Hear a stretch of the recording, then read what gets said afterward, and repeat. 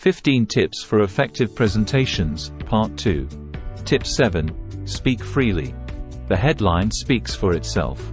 To make the presentation as lively and enjoyable as possible, you should avoid reading it off. Speak freely, slowly, and clearly.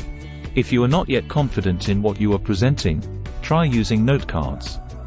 But keep in mind, no continuous text, but only short, concise bullet points.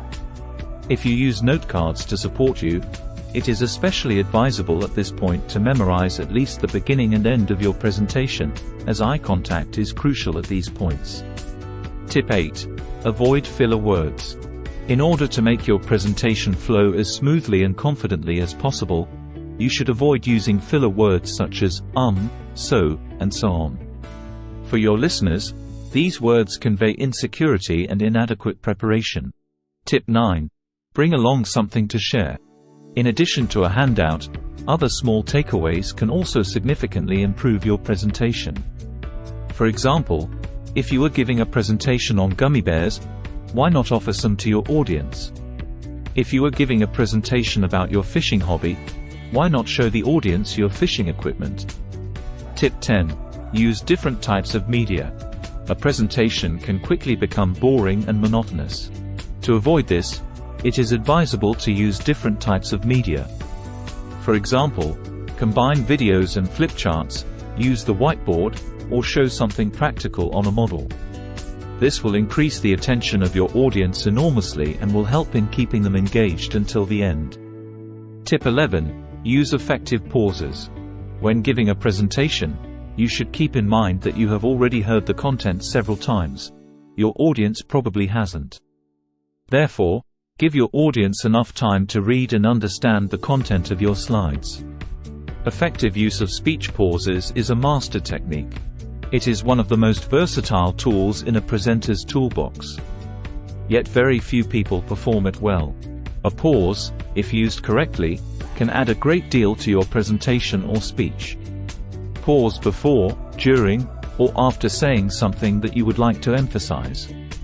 Pausing between two different parts of your presentation can indicate to the audience that something new is coming. A quick pause could also help you in remembering your next point, without the audience noticing that you forgot what to say. Tip 12. Speak the language of the audience. When creating your presentation, you should already think about your target audience. This will help you present successfully later on. It is especially important that you speak the language of the audience. Use appropriate and relevant examples. Use strong and meaningful words in short sentences to avoid losing the audience. Make sure to use appropriate analogies and anecdotes and avoid foreign words, empty phrases, and clichés.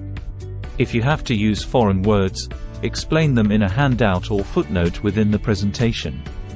Tip 13. Engage with the audience. Always try to keep the attention of your audience and keep them engaged during a presentation. To do this, it is advisable to regularly involve the audience. One way to do this is to ask questions. Deliberately ask easy questions so that can easily be answered by your audience.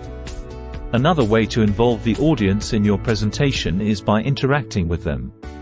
To make a point clearer, you can use an example to explain it in more detail, using a person whose name you should know. You can address participants directly and refer to their work. Tip 14. Don't fight the stage fright and take deep breaths. Stage fright is one of the biggest enemies of a presentation, yet you shouldn't let yourself be a victim of your feat. Do not fight it, rather address your fear and try and accept it, and transform it into positive enthusiasm. Don't let your stage fright get you all worked up and nervous. Take a couple of deep breaths to get oxygen to your brain and relax your body. Tip 15. Choose the right angle on standing during a presentation.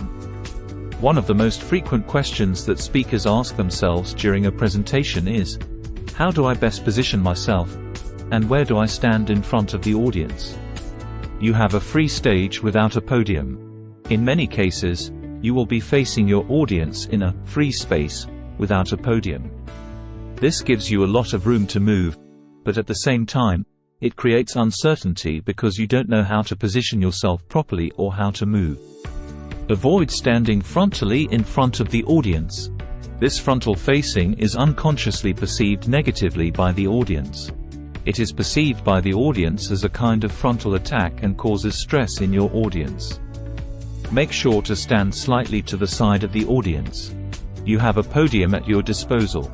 A podium makes it easier to decide how to position yourself and where to stand in front of the audience. This brings movement into your presentation and helps keep the connection with your audience. Assood Leadership and Management Consultants.